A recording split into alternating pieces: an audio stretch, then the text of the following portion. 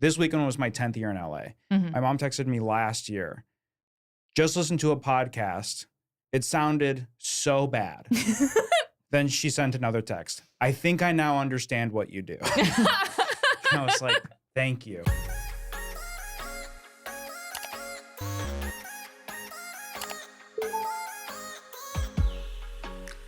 And then I do it literally this fast. I just hit start streaming. Wow. I hit yes. And like that, we are streaming. Wow. Welcome to the show, Libby. Intro screen. I have one, I guess, right here. Absolutely. The audio will cut off. Yep. A pro would have that running as we were chatting. And I will get there one day. I had it. There was a phase where I was doing it. But when I have guests on, I feel bad that I'm always late and I'm always taking up their time. So I always go like, let's just start the show. What is your intro load screen? Well, I actually recently-ish changed it. All right. So I used to just have a picture of Digby. Great. And now I have this thing Your where cat, right? That's my cat, yes. And now I have this thing where I found a game version of remember the Windows 98 screensaver where you're going through the maze? Yep. Mm-hmm. So I found like a game version of that. And it's like a moddable one so that you can change out the little sprites that appear in the maze. Because remember there was like the logo and there was the rat and stuff. I miss that so much. I know, it was so cool. So like I recorded these videos where I'm going through the maze, like, it's like point of view going through the maze, but the sprites are like Digby or Peter Griffin or whatever. Wow. And it's just that set to die docs, which is just the most. I want to be hearing that when I'm dying for sure. I really like watching people's little intro and outro videos. Go Off Kings is really fun as well. Are there other little things like that you're interested in tinkering with ever? 100%. But here's the thing: is I don't have any skills. So like, if I wanted to get a really good intro or exit screen or whatever, I would have to pay someone to do a song for me or make graphics for me or whatever. And it's just one of those things where it doesn't feel like. I mean, I can't say that I couldn't justify the cost, but it just feels like I'd feel bad. For sure, it's one of those things too where I ignorantly feel confident, like I could do something like that. Yep. And then I tried and immediately realized I can't do it.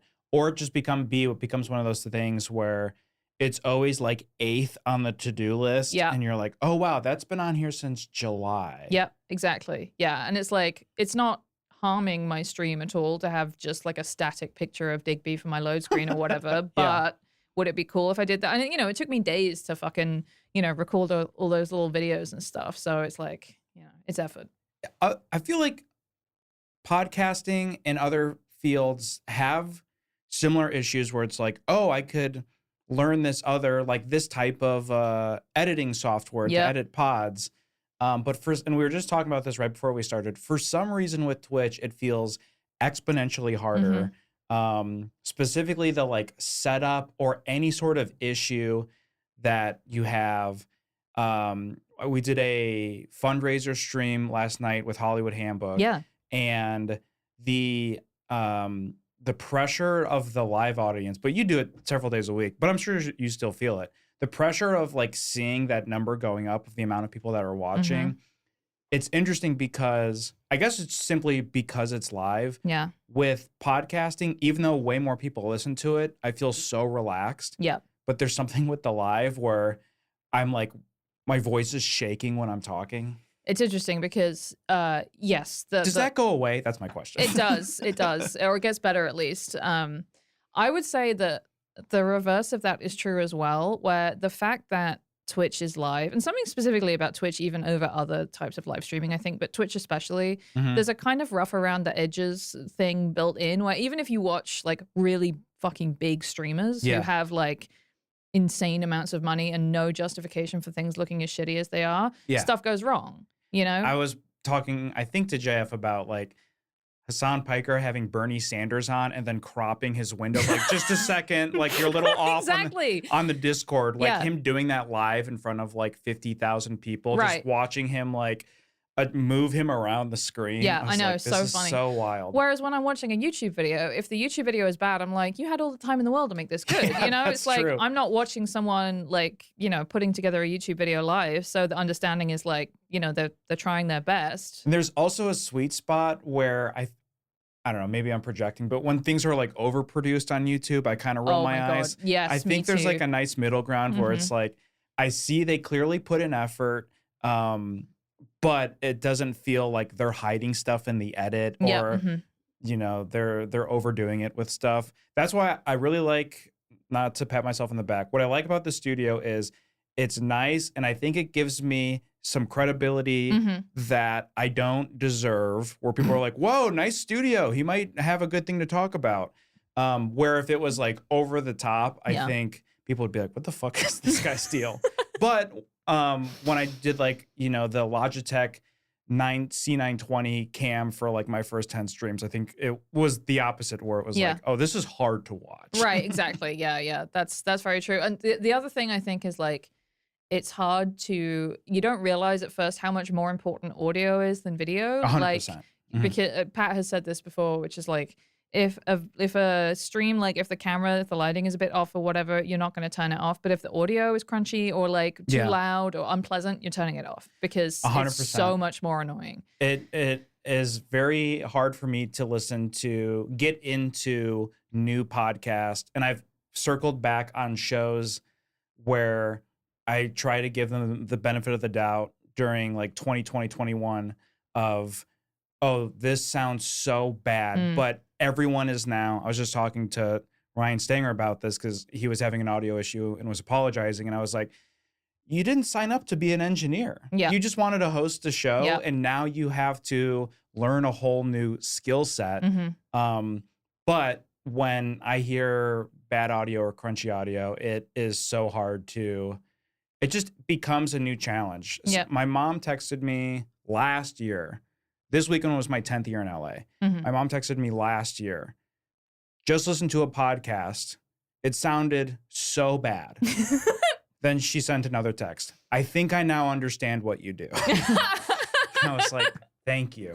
That is so nice. I mean, the validation has got to feel so good. You've been streaming for 2 years. Yes. Were/are,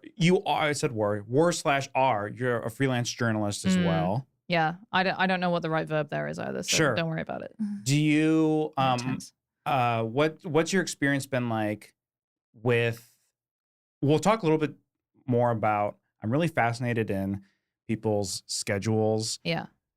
How has the freelance journalism world been for you? You write a lot about healthcare.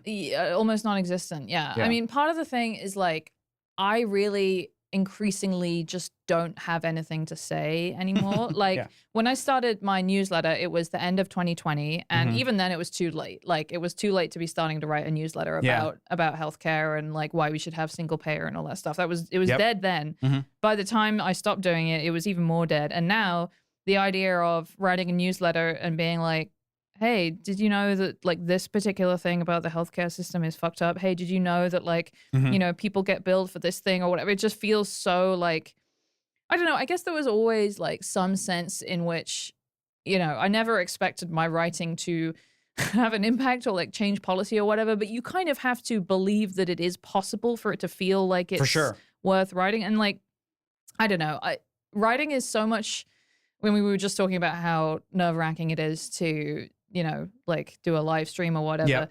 I get so anxious about like, especially doing reported stuff, about it all being right. Cause it really has to be right. That's the thing about journalism is you can't get it wrong. No, I wrote about, I worked in the entertainment section for my college newspaper, and I wrote about a thing called Corn Fest in DeKalb, Illinois. And I covered like the accordion player. Like he's back 3 years in a row. He's clearly doing something right. Dan the accordion man is back. And I wasn't really sweating the like, oh crap. I said he was 62 and he's 65. But seriously, it can feel just it can feel just as bad. Honestly. I've made like such minor mistakes in like fucking like daily blogging for like websites that don't exist anymore. Like stuff that really didn't fucking matter at the time. It was aggregation anyway. And I made a little mistake and it feels like you're being chased by a bear. It feels terrible. And so like Did you get, was it like negative comments, or was it just, you were like, oh, I fucked up got the facts wrong or something? it was nothing. It was like, Sure, I mixed up, there was like an article that was about something that Paul Ryan did, and I mixed it up with Rand Paul or something. Yeah. And I had to shut my laptop and not look at it for the rest of the day because I felt so bad about what had happened. I like went to sleep. I was so nervous and anxious about having fucked it up. Totally. And it didn't matter because like I wasn't reporting it. I was, you could do a whole fucking stream about like how completely stupid the whole like aggregation, like we all had to pretend that it was like a legitimate form of journalism. But like all publications are equally accurate. Yeah, well, right. And like, if I take an article, if I take some reporting that Bloomberg published and put a like a snarky sentence on it saying, yeah, I bet that'll work. And then suddenly it's like fine that I didn't do any of the work to report that stuff. It's like, it feels like it's only getting worse too, which is scary. Yeah, and like I would give anything to have that back over what we have in the media now. So yeah, like journalism for like, I have a couple of things that I'm working on journalistically that I just see it. I don't like think of it as my job anymore. Like if someone asked me what's your job, I would say streamer. Sure, that makes sense. Yeah. Does that feel, I was going to ask like in a good way or not even a bad way, but I kind of like I don't want to say that takes the pressure off because there's obviously like a lot of responsibility with it, but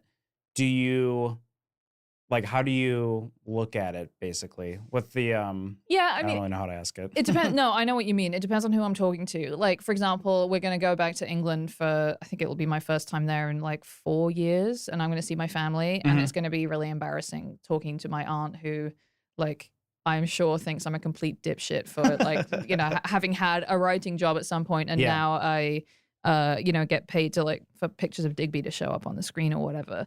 But when I'm talking to, here's the thing: is there's a lot of people in LA who don't have a job, and if you ask them what do you do, or what are you working on, or whatever, it's a lot of projects that are not full-time jobs with benefits. For sure, yeah.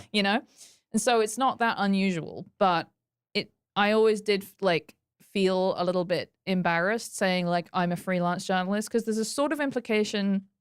Like when someone asks, what do you do? Yeah. The implication is like, what is the thing that you do that like pays the rent? Like for sure. And I never, freelance journalism is so fucking hard to, I don't know how literally anybody who isn't already like, 20 or 30 years into a very, very successful career 100% does freelance journalism. Because, there's like the profile writers and stuff and that, they're like secretly getting like $4 a word or whatever. Yep. Mm-hmm. But everybody else, it's like, again, like the amount of time and effort that I would have to spend on an article to get paid even like $500 or $1,000. Yeah. Compared to what I would have to do to raise $500 or $1,000 over a week of streaming. It's like, completely different. Yeah.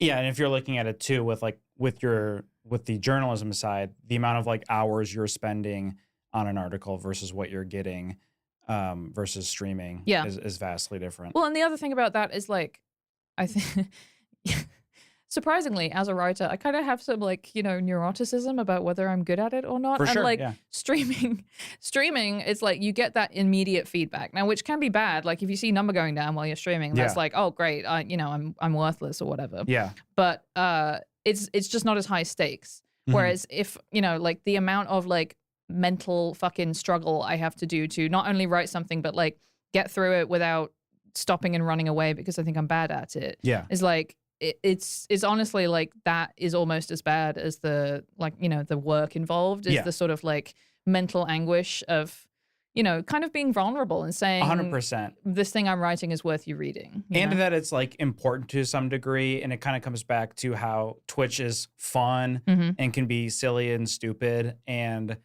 journalism isn't like a like haha look at this like I'm reviewing pens on my stream. I call it pending review. Well, and that's great. And that's something that you would have been able to do in a very brief shining moment in online journalism, like 2012 to 16. Yes. If you'd had a job at Gawker, you could have done you could have done pen blogging. Hamilton Nolan used to do blogs about yogurt, and it was funny. And I would have destroyed on BuzzFeed too. You would have, yeah, exactly. And it's like it was a very like narrow window It's so fascinating. Right? It's like it would be hard to explain to someone who didn't live through it. And it like was really funny. Like people wrote really funny, good stuff. Yeah. And you know, like meaningful stuff, but that's just gone now. I think the thought I had that I butchered was I feel a similar thing with my job in podcasting and Twitch, where for me, Twitch is so fun because I associate it as not the thing I do to pay my bills. And so what I'm hoping, like what happens for you is because you're not viewing it as like, this is my journalism job that pays the bills. When you do it, it will be more like refreshing and fun and maybe not as stressful. That's interesting. That's the glass half full for me. I mean, but genuinely, like I've obviously had like a lot of like, you know, therapy and like tearful conversations about like, you know, whether it's worth me trying to write at all again in any way. And I do think that the key to making it something that I am like psychologically able to do is making it something that is like I look forward to. And 100%. If you're trying to force yourself to do something creative and it's not because it pays the bills, you just won't do it. Yeah. You just won't do it because it's like it has to be something that is inherently sort of like not pointless, but it's like it's never going to be good if you're like, well, I got to get to my fucking, you know. I think we also view breaks as a negative thing, which is such a bummer, because when I tried getting into streaming in 2020 and just couldn't figure out the tech of it and was, and I'm sure everyone's guilty of this, fully viewing the success of the stream by like how many people were watching instead of whether or not I was like enjoying myself. Yep. I then was like, you know what? I'm not doing this anymore. Not enough people are just like blaming everyone but myself. Yeah. And now that I'm, you know, taking another swing at it, I'm enjoying it a lot more, but I'm not viewing it as like, this one was good because of X, this one was bad because of Y. Right. And I think that's the thing that you're great at is you stream a few days a week, which I feel like is, I don't know, very like challenging to keep that consistency. A thing I feel like I see a lot in creative spaces is you just have to keep doing it. And like podcasting, obviously, but do you like doing it 3 days a week? Would you want to do it more or less? Or do you think you're in a good groove? Yeah, I mean, it's interesting that you say that because I think of myself as not being like consistent or productive enough as a streamer. Like I think I should be streaming more and sticking to a schedule more and stuff like that. But you know, there are degrees of it. Like our friend Justin streams all the fucking time. Yeah. You know, and it's like, yeah, exactly. Just really prolific. And I think that's really impressive. And obviously there's like a sweet spot for, you know, like how, like sometimes I'll stream more and I'll look at my day and I'll be like, oh, there actually is a lot of time that I was dedicating to basically like ultimately being on the internet, you know, especially if it's like a Goo Crew stream and we're just like having fun. I'm like, I was just playing video games with my friends. Yeah. And like that took up like 4 hours of my day. And now I have all this laundry that I didn't do or this like, you know, article that I never started on or whatever. But yeah, I mean, it's difficult because like with anything like this, the question is always how much effort do I put in before it gets sort of like too much or embarrassing or I'm like, you know, throwing effort after something that's never going to work versus how much effort do you have to do a sort of leap of faith of like, all right, I'm going to do this much time and, you know, whether or not it works, I have to put this much effort in. And then you never know when, you know, is like the right time to assess like, all right, is this working or not? You know, so like, and also, I mean, there's also the question of like, sometimes I feel like the more I stream, the less people watch, like little, you know, like if gaps are good. If they get too comfortable with it, they might be like, oh, I can catch it. I've had that with other shows where we start releasing multiple episodes a week. Yeah. And then it just becomes like, oh, I missed this one. I'll catch the next one. And then they haven't listened in 2 weeks. Yeah, exactly. Yeah. It's interesting. So it's a bit, I guess it is about like finding the rhythm. But like, yeah, I think like 3 or 4 times a week would be really good if I could stick to that, you know? I think the burnout stuff is super fascinating to me. It's definitely a part of my job in podcast producing is every host has a different threshold, and then just knowing where all those thresholds are. And then also, I always try to make sure, this is why I feel strongly that like, if you don't want to do like 9 a.m. Monday, Wednesday, Friday. Don't do it because if you do and you don't like it, you'll just quit altogether. Absolutely. And I've had that with hosts where it's like, I'll push this one this way and this one this way just to see. And then they're just like, I don't want to do the show. Yeah. Like it's not, and this is kind of like the gray area of like the fun Twitch job, the fun podcast job. When it starts to feel like work, then it's like, well, then I'll just have a different job. Right, exactly, yeah. And like, again, and with anything creative, like, I think for me specifically, it's not so much like, it is partly like, oh, if it feels like work, I won't do it. But it's also if I'm anxious about it, I will avoid it because that's a really good way to not be anxious about stuff is to just not think about it. Yeah. You know? And like I know that that's like a very established pattern with my brain, and I can see it coming a mile away with there's like 5 streams that I have owed for 6 months to 12 months. Like I have to do baking crowd control, I have to do the Bake Off technical challenge, and I have to do Bad Simpsons watching in Discord, and I have to do one other thing. And the fact that the longer I haven't done them, the more anxious I am about it. The more pressure it comes, and the harder it is to then just sit down and say, I'm just going to do it. And also the more pressure there is for it to be good. Because again, it's like a YouTube video. It's like you had all the time in the world to make it good. So why does it look like shit, you know? This is extremely relatable. Yeah. I have a similar thing with this stream where I create a podcast simulator for each guest. You've been booked for a week. I've known that you've been booked for a week. I was running through it with my editor, Zach, and I always FaceTime him like right before. And it's like, you're on your way. And I'm like, so for the last question, do you think it should be this or this? And very lovingly, he was like, why do you do this to yourself every week? Like she was booked for a week and then it's like, oh, she's on her way. Okay, now it's time. But fully knowing in my brain, it's like, you could have done this Friday, Saturday.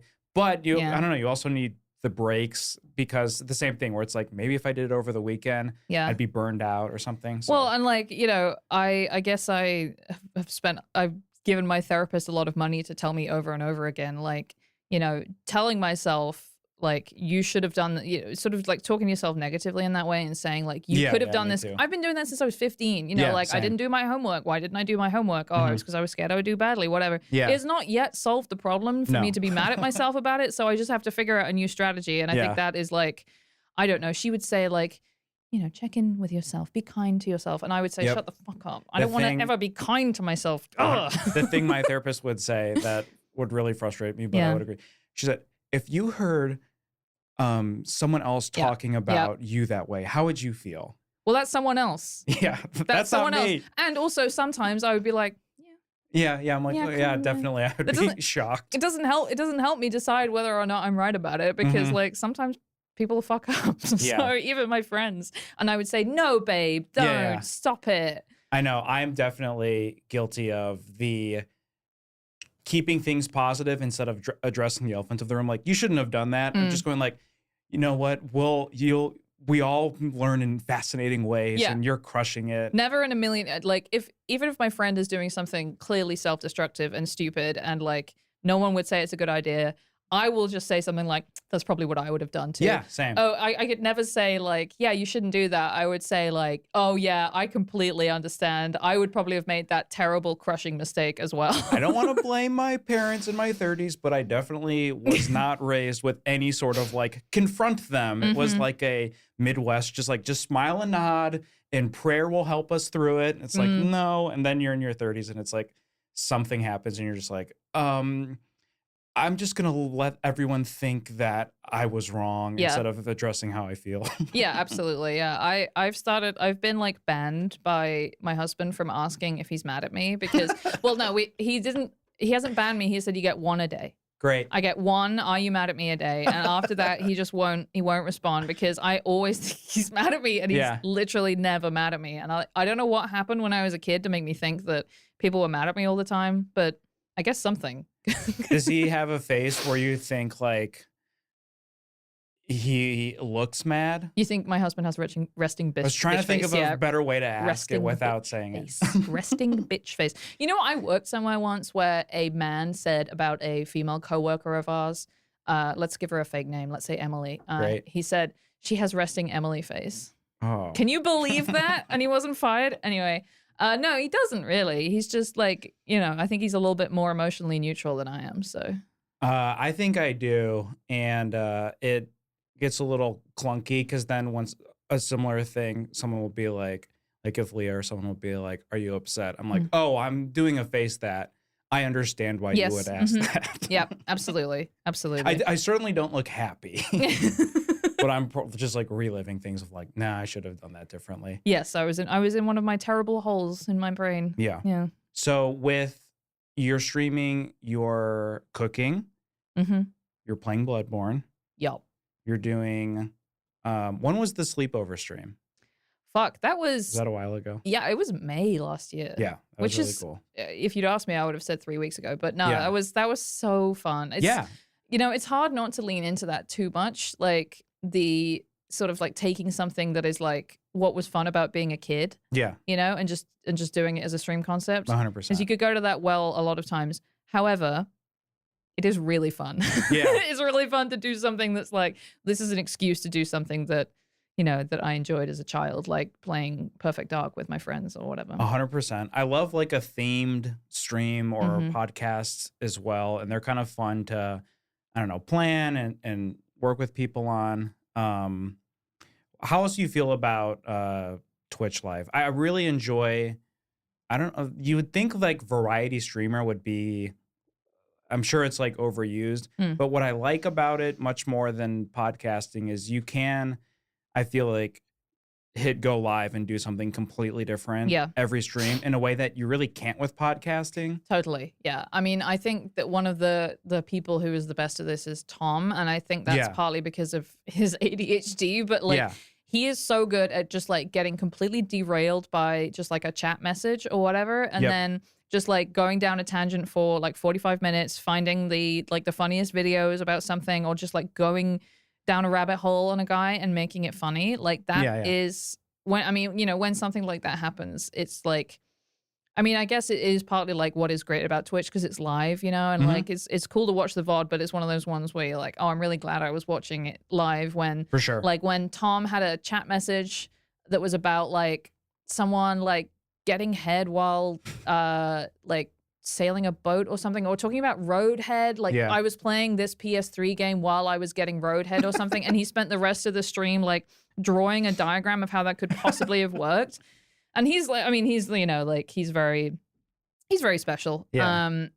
But like, yeah, you're right that like the the like flexibility is really you can lean into the creativity in a way that I don't really think you. Well, I think what's interesting about it is it showcases the person much more.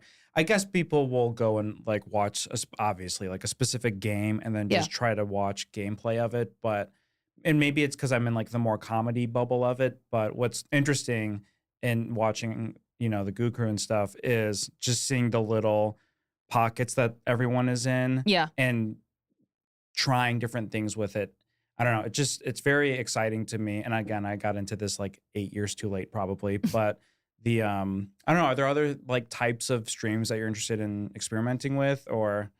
Yeah, it's a good, I mean, honestly, I feel like doing Bloodborne, I've been sort of experimenting with just like playing a game, in a way that like I've played games on stream before, but like I have been playing that same game for like 2 or 3 weeks straight and like not really done a lot else on stream. And normally I would be trying to mix it up so much because I'm really scared about just like doing the same thing or people not coming back to watch or whatever.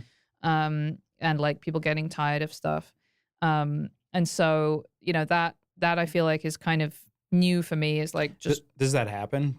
Do you see like less people watching as you can? Yeah. Well, I mean, it's hard to say because like I have I have like games in my head or things that I've done on stream that I think of as like, all those are my stream poison things. Like when I do like the Zelda randomizers, that for me, I think is stream poison because it is something that only I care about. And like, this is something that I feel like a lot of Goo Crew people have experienced where it's like the thing that is worst for the stream is you playing a game you enjoy. Yes. Which is like, it's just so cruel, because people think it's like, you're watching someone play, you're playing videos for people. That's great. But it's like, but I don't get to play my video game. I have to play their video game, I see Go Off Kings struggle with this a lot where they play a game that like Bad Games Week and stuff, or guess the weight of the rock, and just doing that for hours. God, that's so good. And then they were getting frustrated because they were like, you'd think after doing it for 45 minutes, like we'd get better at it, but they just were wrong every single time. Yeah. And I think the chat really liked it, but like they were getting frustrated that they weren't getting better at it. They weren't as good at rock as they thought they would be. Yeah. And so there's like the stream poison of like, this is, and I've had this with, we were just talking about like when I was playing Black Myth Wukong, I was like, I like this, but I feel like this is boring to watch. And, or like you get maybe, I get too locked in on the game. Yeah. And then I'm like, oh, I haven't said anything in 10 minutes. Yes. And understandably, the chat is like gone. Yeah, right, exactly. Or maybe they're watching and they're just like also not saying anything, but. Nothing to talk about. You know, it's like, that is the balance of like, it has to be, you know, that's the thing with the randomizers is like the chat doesn't understand how it works. It is kind of a complicated concept. And if I say like, oh, I forgot to go and do the Cookos check or whatever. They don't know what the fuck I'm talking about. And so like, I'll often be like, all right, I'm going to put a video on at the same time. For sure. You know, and at least then I get to play my little game. But I don't really I don't have as good an eye for the YouTube stuff as like a lot of other Goo Crew people. Like I'm starting to dabble with it and it's super fast. Like that whole world too is like, it's a whole other thing. I don't know. And yeah, it also feels crazy that we're we're just doing that. We're just using other people's content for our Twitch stream. You know, it's like, oh, it's, you know, I'm commenting. Hey, this guy seems fucking crazy.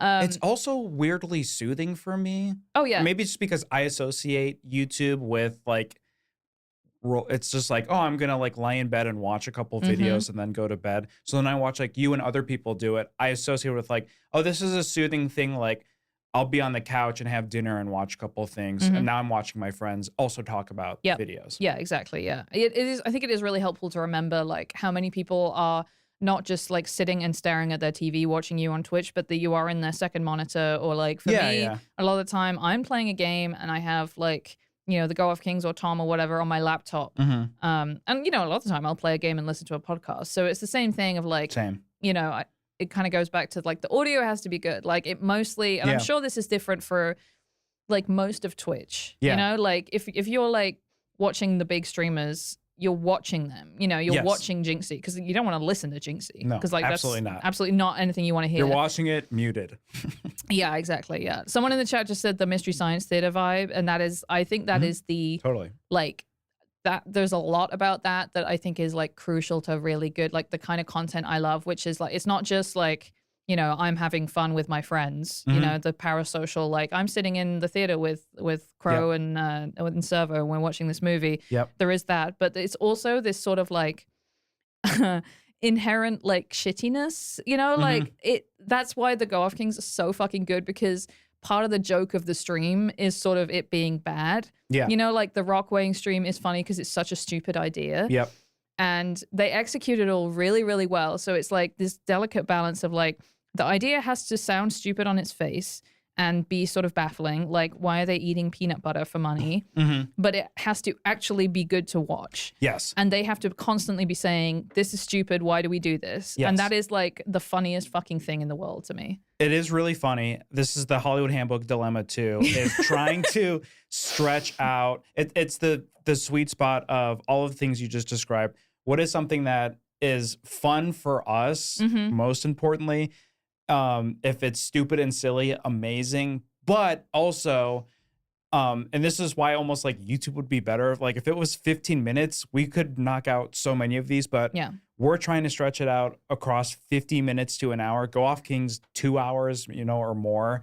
And so then that becomes an element of it too, of like, this is a really stupid, and this is why you have to have like some sort of like improv brain of just like, how can I keep exploring this thing and find new like elements to it in a way that works. Another thing, as I realize, I've called out in the last few streams, I'm pretty bad at eye contact. When I'm like trying to hold my thought, I'll stare at something.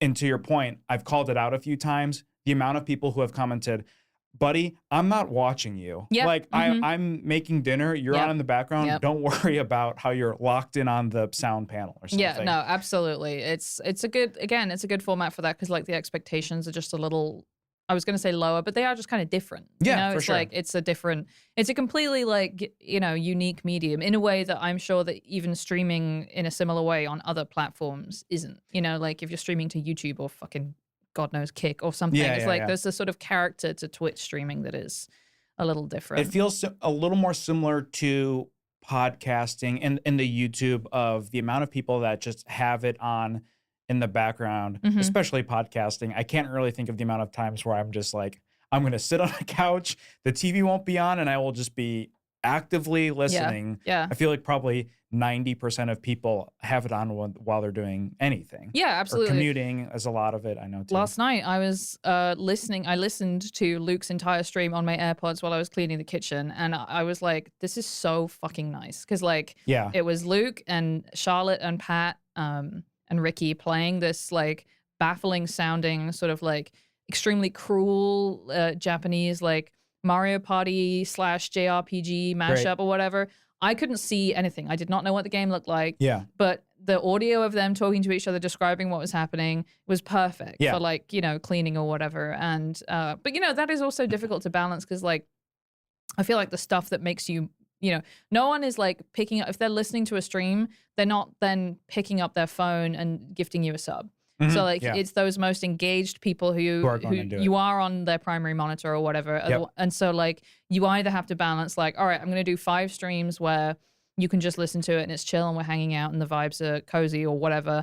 And then I do one where it's like, all right, here is a way that you can pay me to do something stupid or whatever. And so it's about like balancing like how you make money from it. And that's kind of part of the variety of it too. That's fascinating is the streams that are more engaged. Like when I was doing the pen reviews, people were sending pens to a PO box. Yeah. And so that was like very engaged where I feel bad because the pod sims that I do are always like the most amount of people, but I have no, maybe I'll gain this skill set one day, but my ability to like have a good conversation with you and be like, call something out on the chat, I'm not there yet. And it's so hard. I feel bad because the chat is always super generous and cool, and I'm just like fully locked in on a different conversation. They like talking to each other. It's fun. Yeah, that's true. They're kind of doing their own thing. Yeah. My friend Yusong talked about falling asleep and having Twitch streams on, and it became a comfort thing for him. But he said what was horrifying was sometimes he would stream like a gamer, and as he's falling asleep, he would just hear someone go, fuck, and he would just like wake up and startle. Yeah, so I have my very specific thing that I fall asleep to. It is VODs of a streamer who does Ocarina of Time and Majora's Mask randomizers. And I have listened through to those probably, I don't know, like 5 times each or whatever. That sounds amazing. It's so good because it's like, I know how the game works. It has a structure. There's a puzzle to it. So it's like enough that it can hold my attention that I'm like, all right, so yeah, he just got the bow. So that means blah, blah, blah. And so it's like, it's quieting my anxiety because I'm kind of paying attention to that. But he's never going to start screaming. It's not falling asleep to a Golf King stream. No. I mean, that would be like, that's Russian like roulette. Gitmo stuff. Like you could never do that. It's funny, both Go Off Kings and Hollywood Handbook are things that people who love them would never recommend them to you. Whenever I've talked to someone about Hollywood Handbook, I'm like, what's a good episode to start with? They're like, just don't. Yeah, just don't listen save to yourself. Don't do it. Yeah, I can't possibly tell you what to listen to about it. I'm like, don't you like this show? Yeah. I keep bringing up my mom. She tries to listen and I think does listen to most of them, but she also understands that 80% of it is going over her head. Yeah. And so like her describing to me the episode is always very funny because it's like a chat GPT of like the one we did with Paul F. Tompkins recently. Like they basically were like, fuck it, Trump's president. We're like a right-wing podcast now. That's really funny. And she was like, you had on Paul, who you know from Comedy Bang Bang and stuff, and he's just so sweet. And when they were doing those like little jokes, it's hard not to be like, you can say you didn't listen because it's also sometimes like very vague. Yeah. When he was doing his little jokes with you guys. That is so sweet and touching, I think. I mean, that sort of like mom involvement is like, it's so nice. They were so mad at me when I quit a job at NBC to work for podcasting because they were like, this was why you moved here. Like, what the fuck is a podcast? Yeah. What's Earwolf and stuff? And that took like years and years. And then the thing that really bums me out is not with my parents specifically, but my cousins and friends that I grew up with. It's all the toxic Joe Rogan people where they're like, I know like what Kevin does. Like I'm like, I'm not fucking Jamie from Joe Rogan. Please never say that. That's tough. Yeah. I mean, I've talked to a couple of Lewis's, like, I mean, Lewis has this like huge Italian family, and I will never remember who they all are. I mean, literally Christmas Eve will be like 50 to 100 people. It's fucking mental. And like, you know, so we don't see them all that often. And like last time I was there was, you know, some cousins, like younger cousins asking me about what I do. And I said, I'm a streamer. And so they have all of these like, you know, ideas about what that means. Sure. You know, like they're like, what do you play? And I'm like, well, it's not really about that, you know, and it's like, they're already lost interest, you know, because I didn't say Rainbow Six or whatever. Minecraft. Yeah. Yeah, exactly. Yeah. So yeah, it's difficult. It is. It's, the other interesting thing to me about the YouTube, and I've been experimenting with, again, shout out Zach, he's been like editing these and then putting them on YouTube. Yeah. And so do you do that as well? Do you like the VOD stuff is very interesting to me. I worked on a podcast that had like a pretty big YouTube following and then just seeing the, like when we would have what I would think is like a super funny guest on who would, the quality would be amazing, would be super fascinating. Didn't obviously guarantee like, oh, wow, that did really well on YouTube. But someone who maybe like definitely less funny, but has a massive YouTube following would like quadruple the numbers. And so I guess that's podcasting too. But I don't know, the YouTube stuff is super interesting to me. Yeah, YouTube is like a total black box to me. And like, I mean, I just, again, have like not wanted to spend the money to pay someone to do edits for me because I don't know how to I mean, me neither. Yeah. I can like, you know, cut the beginning and end of it. I'm literally out here using Microsoft Clipchamp. You know, I'm not making YouTube edits on Microsoft Clipchamp. So, you know, and I'm not putting together like the edits that like other Goo Crew people have done of their big streams. Like, are so cool. Also, I just haven't done a stream in a while that I feel like would be worth like making a cut of. Like maybe when I get around to like baking crowd control or something that could work, you know, is cutting together. But like, you know, it seems like with YouTube, like no one really knows what works and like what will get you like viewers and what will, you know, work for the algorithm. I mean, I know like certain things work for the algorithm that I will never do. Same. You know, I'm never going to like do pogging face and like be like, you know, oh my God, she took a Waffle House waffle to the top of Mount Baldy or whatever. We keep bringing up Go Off Cakes. Their thumbnails are all like them going. They're so fucking funny. I know they're all doing the Uber driver suck me off face, and it's really funny. You know, I love seeing them on there, and you know, it's great like for them. But you know, I think even like Jesse and Stefan have said like they don't really know exactly why they're doing YouTube stuff. You know, it's like, well, I guess we need to do this in case Twitch goes away. That's a big part of it. I also just like having all of the. I don't put all of my streams on YouTube, but I always do the podcast simulators. Yeah. And I just like having especially when I have like guests on, I just like having them in a place that it's kind of I don't know, it's probably mostly positive that how do you feel about the Twitch stream like disappearing after 2 weeks? I kind of like it. Yeah, I kind of like it too. I mean, there's some things that I'm like, oh, I wish I had that. Like, I wish I'd saved the Yoda VOD that I did where I did Yoda guesser. Like I had the animatronic Yoda. We smashed it. We had the different videos that we did around LA. I wish I'd saved the VOD of that because that was really fun. That's cool. But mostly I sort of view it like Twitter, where I would every now and then just delete all my tweets and be like, this is good. It's good to not have you know, everything available all the time or whatever.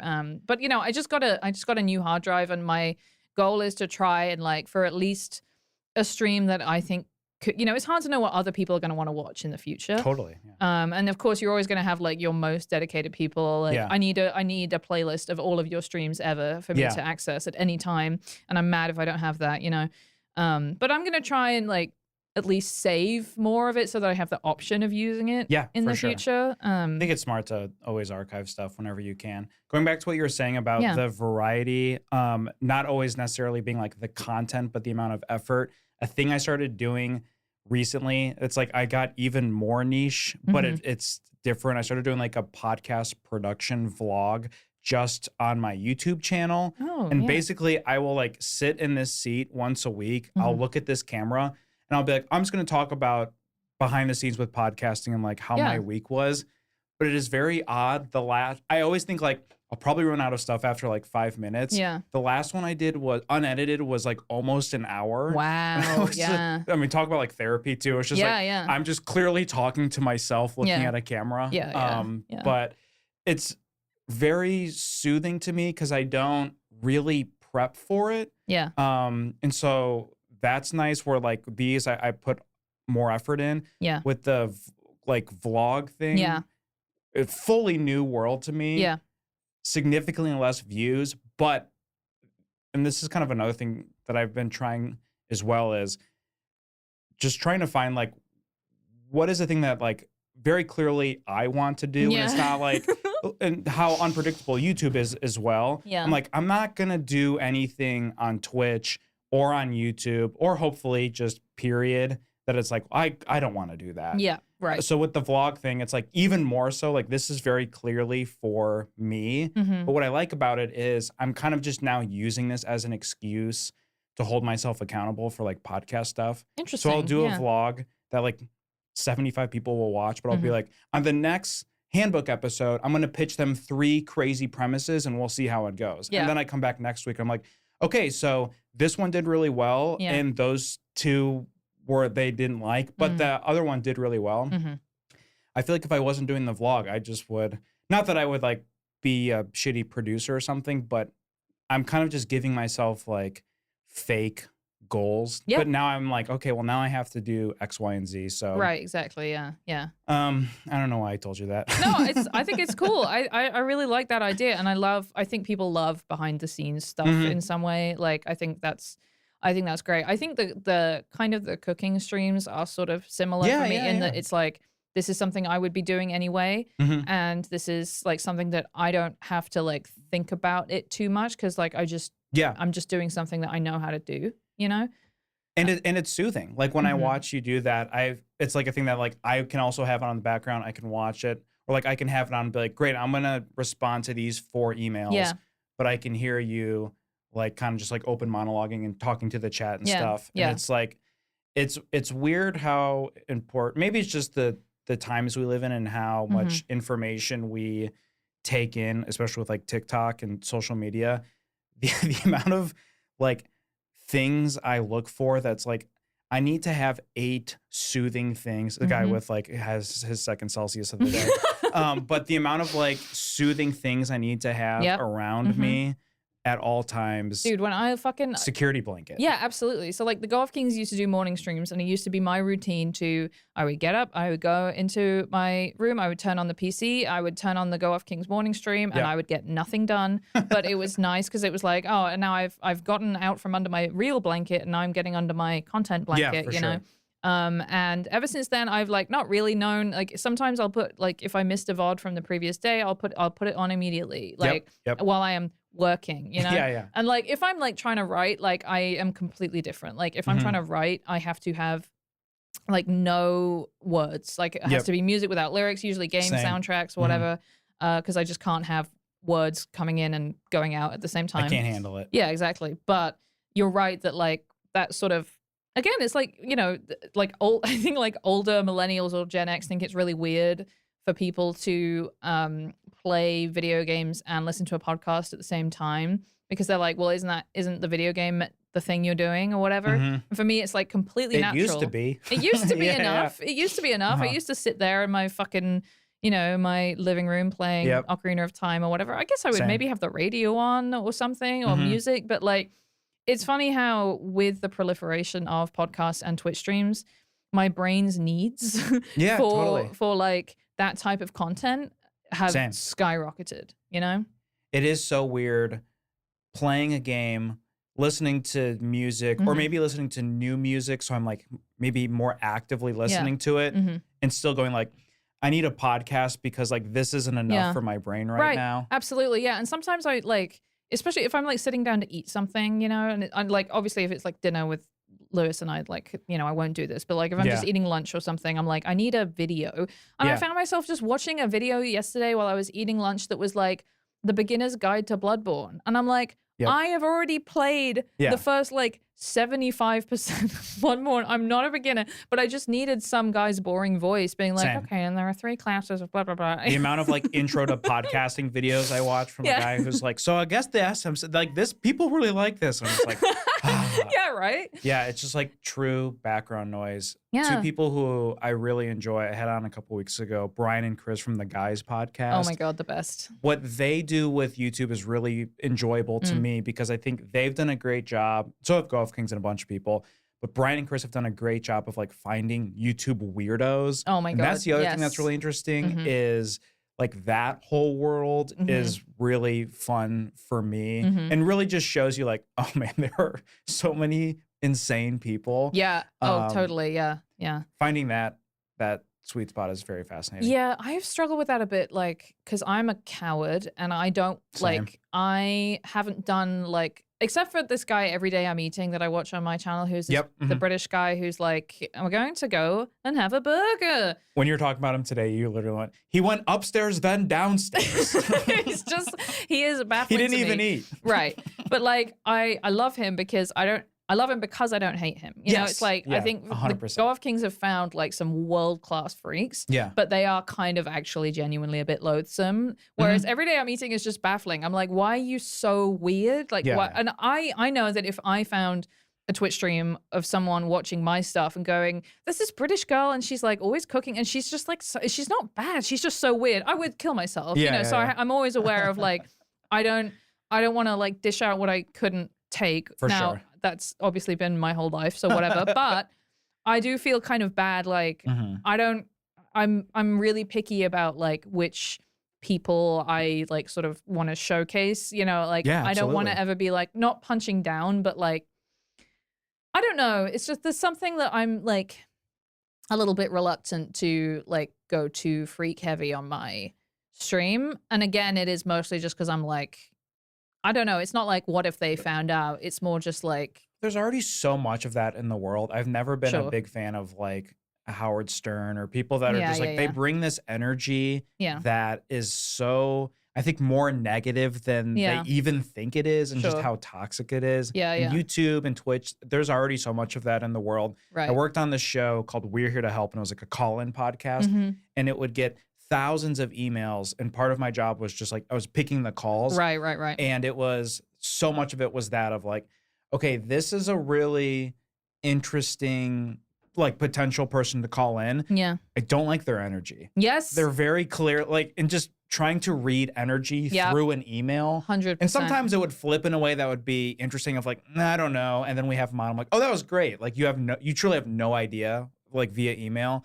But most of what it was just trying to see like, I don't like the way they worded this sentence. 100%. And like, I mean, Luke, God bless him, he is fucking crazy for ever having done the call-in show that he used to. Like, Fortnite Talk Show is amazing. It's such a good idea. And like, only he could do it because only he seems to have the stomach to talk to like genuinely unsettling people. He's a really good conversationalist. Really good conversationalist. But like, I always thought he was mental for doing like a call-in show with chat, like inviting chat to, I would know, you know, because like I love my chat, and I think that like an important part of that is like, I want to maintain that relationship by not knowing more, not talking to them, because I don't want to talk to you and find out that you're like weird. A shitty person. Shitty person, or like, you know, I don't know.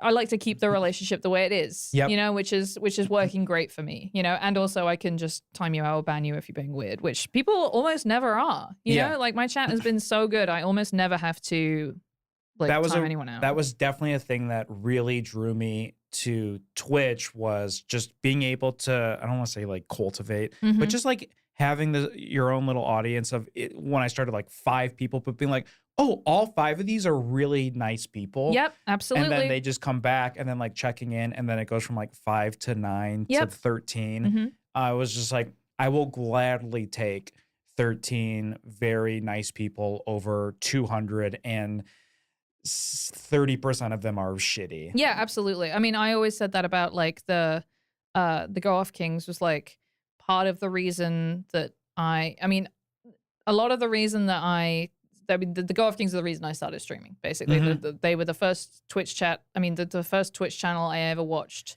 regularly. They're gonna be the reason I stopped streaming. Because you're gonna get in trouble. You're gonna go to jail. Yeah, for something. they're gonna send me to jail.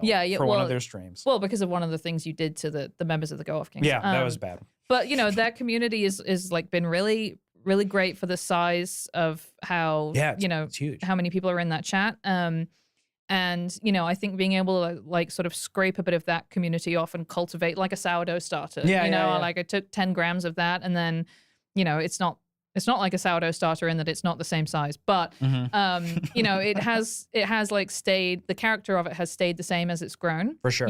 And like that is that was a prerequisite to me staying streaming. If I'd done a few streams and I'd not liked chat, or they'd been rude, or someone had come in and been like, "Why is this ugly bitch streaming?" Then it would have been done. I would have been done.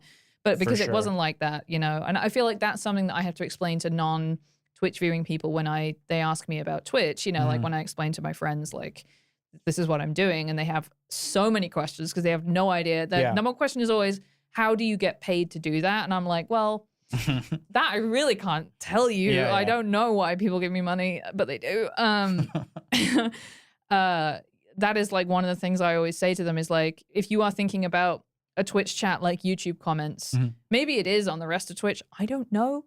Sometimes it can be, but even so, I think on the whole, Twitch, like as a platform, the tenor of the chat is better. I think another big credit for that is the moderators is like super fascinating. Yep. Like there's no moderators of podcasts. I guess like Reddit's have mods technically, but the moderators, hopefully being like a reflection of you and how you feel was like a new element to me, where what was always really fascinating is the very few times someone would be shitty or hop in and someone would get banned. Sometimes I wouldn't even notice. Like I would be playing a game and just chatting and then look over and be like, this person was removed. And I'd be like, oh, thanks, Oishi. That was nice. Just seeing like kind of after the fact. So that's a really cool part of it too, is the mods looking after you is very nice. And that's another reason why Luke is super funny. On his last stream, he was telling everyone told the mods to ban everyone in the chat and then ban yourself. And he's going to do it by himself. It really made me laugh. I could do this chat for hours. This is so much fun. I do want to move over to and I just closed out. Oh, it's right behind the screen. We're going to move over to Podcast Simulator, which I'm very excited to do with you. Yes. We'll see how this goes. This is always a vision test for me. Let me not show my bookmarks, even though I don't think I have anything to hide. Okay, we're doing host mode for you. Okay. So basically how this works is you are going to be hosting the weekly TV show podcast called Devil in the Details. Okay. So I've thrown together a few different things about this, and then we will kind of go from there. Great. So here's a little bit info about the show. Each week, host Libby Watson discusses fascinating hidden details you totally missed in all of your favorite TV shows. You did totally miss it. Why? Because Libby made it up. However, the amount of effort she puts into each fun fact is believable enough for an audience to buy. And in the age of misinformation, they sure do. Will there be blowback when the podcast inevitably becomes huge? Let's find out. I find the TV recap podcast very interesting, that it's still like 6 years later, oddly huge. But I will say, I guess to its credit, it might be similar to like what we were describing of its comfort. It's like, oh, I liked this show and here's the people who I liked talking about it.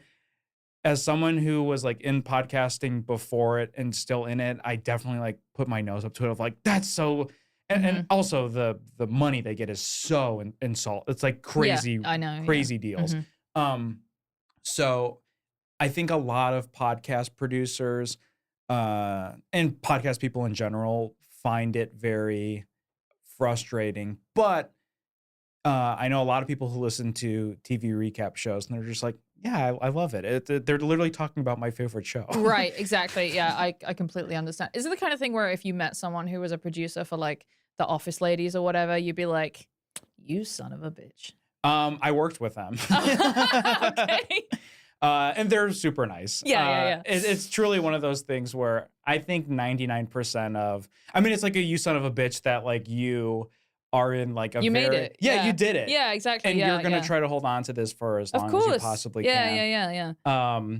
So it is, I think it's more that with shows, not even TV recap stuff, but people who are working on massive shows, and specifically shows that I think maybe kind of politically are more in the middle than they think they are. That I'm like, what did you fucking do? Like you should. Yeah. It's a little more like kind of giving up Yeah. their morals a little bit for a paycheck. But with the TV recap people, I think it's more just like we're just gonna talk about this episode. It's very, I don't know. I don't want to say simple. It sounds insulting, but it's difficult because it's like, coming up with a thing you can do a podcast about for, theoretically an infinite number of episodes, but realistically, what are we trying to do? 1,000 episodes of any podcast, 2,000 episodes, like it has to be something where there is enough of it out there, but it's not so open-ended that it's just like, we're going to do a podcast about the world and everything in it, but like, it's that thing of like, all right, so I have a category, so I know, I've narrowed down, what my topic is, but there's so much of it to go at that I'm not going to run out. And if we do run out, we'll just start again from the beginning, or we'll do another show or whatever. A thing that I'd be really curious about is with those like TV recap podcasts, and I'm sure a lot of podcasts have this struggle, but with TV recap specifically, I'm very curious. Let's say 1 million people listen to the first episode. Yeah. Do those 1 million people listen to, obviously not, how much of those millions stay from like the pilot episode to the finale? Yeah, do they grow? Or do a lot of people just go, and this is kind of a bummer with like a lot of podcasts too, they just get so much attention and heat at the launch. Yeah. And then they never can kind of keep up with that like big flashy follow through. So I don't know. The TV podcast stuff. I think I'm being too soft on it though, because I genuinely find it really frustrating. Like there's millions of talented creators and then people who already were millionaires show up and then just make even more money. Anyway, so with this show, what I thought was really interesting is I see this on YouTube pretty regularly, the like 81 hidden details you didn't catch in Severance. Oh, yeah. And I thought it would be interesting if someone created a show like that, but they made up all of the details. It's really funny. That's actually just a really good concept for a video, like doing that with Tears of the Kingdom. Because like I get that version, but with video games, it's like 70 things you missed in Tears of the Kingdom. And then if you watch it, it's stuff you absolutely did not miss. It's like you can switch weapons with Y or whatever. And I'm like, no, I didn't miss that. That's part of the game. Did you see Zelda here? Yes. And I think a big part of it too, especially with podcasting and YouTube, is if you really just say it confidently enough, you're like, yeah, I believe it. Yeah, sure. And most people can fall for it. Okay, so I'm going to run you through the first scenario. I'm going to spoil it. I spent so much time on the first scenario. For the first episode, Libby discusses the tiny TVs on the BBC's house hunting reality show, Escape to the Country. God, I would give anything to have a podcast about that. This is an unusual pattern Libby has noticed and written about. Her article in Defector includes the brilliant line. I loved this so much. If you don't find these TVs as funny as I do, fuck you. On the podcast, why do you say that these tiny TVs are happening? So here's two options for you. The first option is you say, a mysterious creature who goes by the Night Goblin sneaks into people's homes while they're sleeping and replaces their TVs with smaller ones. His reasoning is the greatest weakness a human can have is poor eyesight, and a smaller TV would make you squint more. Okay. The second option is big TV pays the shows to put bad televisions into some of the bad homes, and they make the viewers connect the dots. Okay.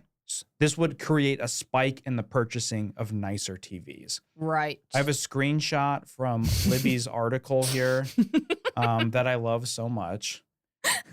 So for your pilot episode, which of these two scenarios are you leaning?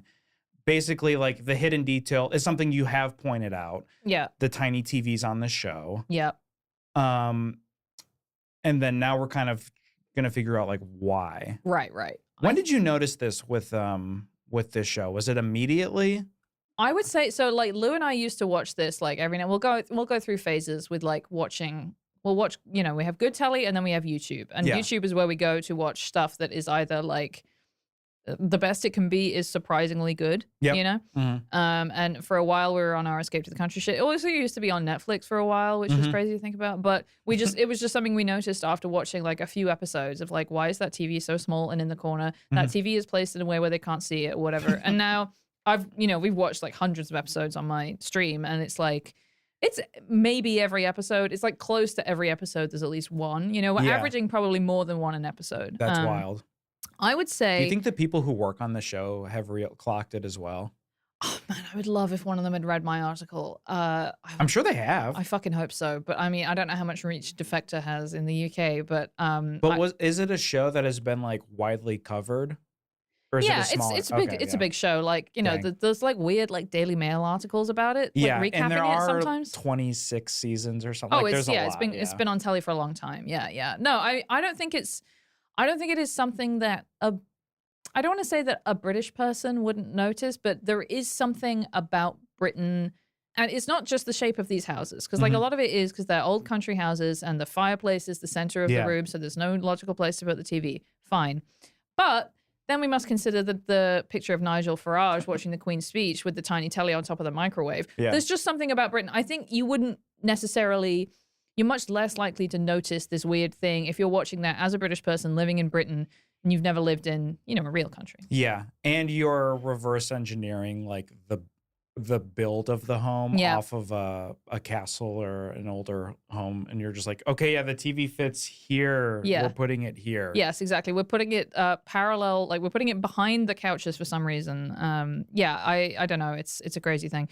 I think in this situation, I'm doing the second option because I think conspiracy stuff is, I can see the pivot. I'm already like planning the pivot to right-wing stuff, you know, because like if it's not going great and I need some money, then I can say, you know, it's big TV and it's the pharmaceutical companies and so on and so on, you know. Okay, so we're going with big TV.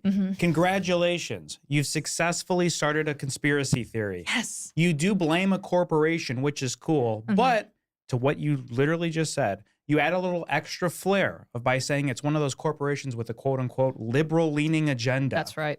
Maybe not the ideal demo. However, the right-wing conspiracy heads bring a noticeable jump in downloads, and it's off to a huge start. So you were exactly correct to assume where this path would go. That's great. And you get an A as a host. If you had chosen Night Goblin, the show would have been canceled. It would not, unfortunately, been believable enough. Let's go to the next scenario. Hey, now you're a Pawn Star. Yep. You discuss season 18, episode 4 of Pawn Stars called The Spy Who Pawned Me. In it, Richard, Old Man Harrison, and his son Corey, a.k.a. Big Hoss, take a look at James Bond trading cards from the movie Thunderball. In this, you have two options here. This is what you're covering on your episode. The first option is Old Man and Big Hoss have a code for each other. When they scratch their left shoulder, it means buy. When they scratch their right, it means fly. Get this clown out of here. Buy and fly. The second option, all customers on Pawn Stars are paid actors who have signed NDAs. Everything is fake, and it's just a genius marketing tool to get more people in the door, which I think is a real conspiracy theory about this show. Yeah. So I would say on this one, I'm actually kind of pulling back a little bit, and I'm saying that maybe it's better to do the first one because, like, going in on the like, if my podcast is about like crazy little details you missed, you don't want to be like the whole thing is fucking fake, you know, too much. Like, you want to kind of be able to do sort of little crumbs of interest. I want to click paid actors just so you can see what I wrote. Yeah, I would love to see that. Although an interesting theory, you really shouldn't go for 2 huge conspiracy theories in the first 2 episodes. Right. It also is getting away from the premise of the show. Yeah. This was a good idea, but you're losing credibility fast. You failed. You failed literally for exactly what you just described. So to a T, you described why you should not have picked the other one. Wow. So we're going to go with the shoulder scratch theory. Okay. This is just an odd coincidence, but you're able to watch a few more episodes where they are rubbing their shoulders. Maybe this is a thing they do, but you truly just reverse engineered a good made up trivia. And to your point, it's not over the top like conspiracy theory about a show that's just about hidden details. And so you have continued to keep your credibility. Yeah. And you get an A as a host. Oh my God. I love getting A's. Next scenario. Libby reacts. Your show is getting massive. The Daily Mail and New York Post called it one of the best new podcasts. My dream. With that, though, people are starting to accuse you of making everything up. Uh-oh, they're on to you. Libby, what do you do in this scenario? Would you ignore it or would you address it? This is an odd, specific thing I've thrown at a few of the guests of they get caught in controversy. Yeah. And the question specifically is, do they ignore it or do they address it? That is a really good question that I would struggle with so much, which, you know, like through struggling with it would end up accidentally ignoring it. But I think in this situation with this podcast, I think kind of like doubling down and like addressing it, but not like obviously being honest and being like, how dare you say that about me, a woman, you know, all that kind of stuff. I would really like play up the controversy of it, I think. You were writing this with me in my brain. You laugh at those ridiculous accusations and say you have the finest research team in the world. Yeah. You. Yes. Your supporters back you now more than ever. Great job. Another A. Yeah, it's kind of fascinating. I feel like I've seen people get called out, like podcasters and creators in general. And sometimes people ignore it or then they wait like too long and address it. Yeah. The whole like addressing controversy thing is very fascinating. Some people, I think, do it the right way and immediately address it and apologize and move on. It is fascinating seeing a few like YouTube people ignore a thing or address it the wrong or like not apologize. Yes. It's like you're addressing it by saying like, no. I love when YouTube guys address something, like it's the first video of theirs that I've seen and they're addressing something and I'm like, great.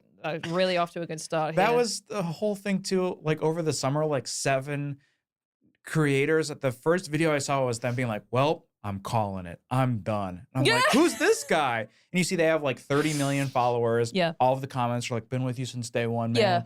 2017 was crazy and I can't believe you're, you know, I'm so proud of you. It's very, I feel like that could be a show too, is just watching 15 people's last video who I've never seen. Oh, wow. There's people who have done like, if you're watching this, I've died videos too, where it's like, I saw one that was like an older man who he created content with his son or something, or maybe he was just a solo creator. And it was like, hey, if you're watching this, I've passed and my son has posted this on my behalf. And I just wanted to say, you know, I'm really appreciative of everyone and here's my thoughts on life. And I was just like, damn, I can't believe this is the first video I'm seeing of this person. And it's all the comments like, life come at you pretty fast, but good for this guy. Yeah. And again, like what we were saying earlier, like seem like a nice guy. Yeah.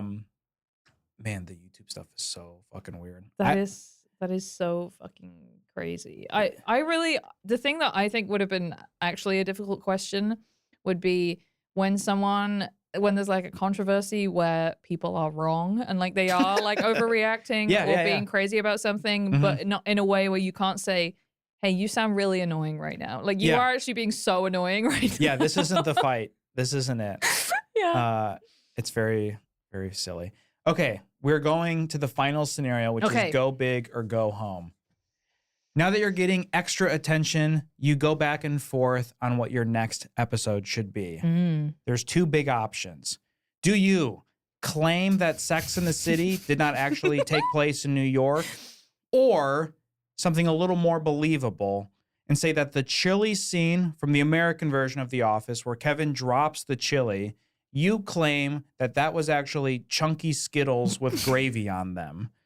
So in this scenario, you have two interesting options for what your next episode should be. You have a lot of extra attention from the New York Post and the Daily Mail. Which scenario are you choosing here? This is interesting because I think the second one is, it's so mundane that it would almost be sort of a fuck you to the people paying attention for the first time. Like, oh, you thought you were going to listen to an interesting podcast about TV things? Well, here's something really boring. It wasn't chili, it was gravy. How about that? The first one is obviously crazy. Like, it's crazy to say that Sex and the City wasn't in New York because, as we know, it's kind of the fifth friend was the city. Yes. Almost a character in itself. An interesting challenge. But I think it would be a good way to capitalize on the attention because first you have, the first set of links, which is, here's this podcast. It's crazy. And then you have a little bit of controversy that it's not really crazy. It's just like crazy podcast host says that sex, fans are reacting to, that's what it would be. It would be fans can't believe this. And it would be like 6 or 7 Instagram comments, like screenshots of Instagram comments. I need to pay a writer just to every week write an article that's like, fans can't believe what was said on Hollywood Handbook this week. Okay, that's actually a really funny bit. We need to get a writer. If there's any writers in the chat who we can start a website. And it could try to seem objective, like podcast news. But every week is just like, boys went off on this week's Hollywood Handbook. Yeah, the boys did something really crazy this time. That's the kind of marketing the show needs. Yeah, exactly, yeah. So are you leaning The Office? No, you're leaning I think Sex and the City. I'm leaning Sex and the City.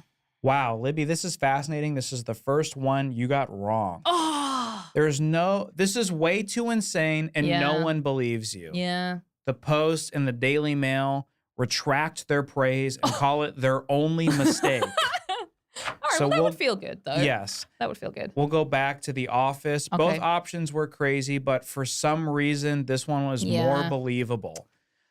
Even Brian Baumgartner, who plays Kevin, shares it with the thinking emoji. Oh, I should have thought of that. That's the key. That's the key, is to get someone from the show to say this didn't happen, or even maybe this did happen, and then to in the future be able to do collabs. Yes. He's on the next episode. Yeah, you're getting like Kyle MacLachlan on to say that, like, when he was filming Twin Peaks, he was dead or something, That'd be really cool. Yeah. Well, congratulations. You are 3 for 4. Yeah, not bad. You did a very good job. Thank you so much. That's what a fun game. Is there anything everyone should go check out? Libtron on Twitch. I got you tagged on here. And we're doing the Just Chatting thing, which you just shared with me. Or streaming together, rather. Yeah. Just Chatting. That's the category. I'm still figuring all this stuff out. It's a stupid name for a category. Just Chatting. What if I'm, it's sort of diminishing, It's like, I'm chatting. I'm not just chatting. Yeah. Because I also like go back and forth with that and the podcast one. But it's like, I'm just chatting about podcasts. And so these are the things that keep me up at 3. I think there is a category that's for like cooking streams or whatever, but I never use it. And then like occasionally I've done one that's like, I'll just do like cooking simulator, but I'm actually cooking or something. That's kind of fun. But I think the categories thing is like a holdover from when, like, you used to get like in trouble for streaming in the wrong category on Twitch. Did you know that? Like you could get like banned. That's for like, crazy. Streaming like Sekiro on the Bloodborne category or whatever. Wow, that's wild. No idea why. I wonder if that ever, like, does putting whatever you're doing in certain categories, does it make any sort of impact? I assume it's just so overly saturated that it's not doing anything really at all. Yeah, but I found that like I do occasionally get people who have like clicked through the game category and found my stream, and people who have come from the Bloodborne tag have generally been really good, and they've paid attention to the backseating rules, so that's nice. Yeah. And I think it's partly because everybody understands how evil Bloodborne is as a game. Yeah. So, but then like I get some weirdos from GeoGuessr. Like you get some people who like get really mad at you for not being good at GeoGuessr or whatever. It's just, and like Fortnite is like, you should never stream with the Fortnite category. Just don't. Yeah, that seems like not a fun time. Yeah. Okay, so everyone go check out Libtron. Libby, thank you so much. This was such a fun chat. Absolutely. Thanks for coming to the studio. I'm gonna Thanks for having raid me. the toxic go-off kings that we were just talking about. Tell them we say hello and goodbye. And that's it. I'll see everyone next Monday on Podcast Simulator. Thank you. Bye-bye.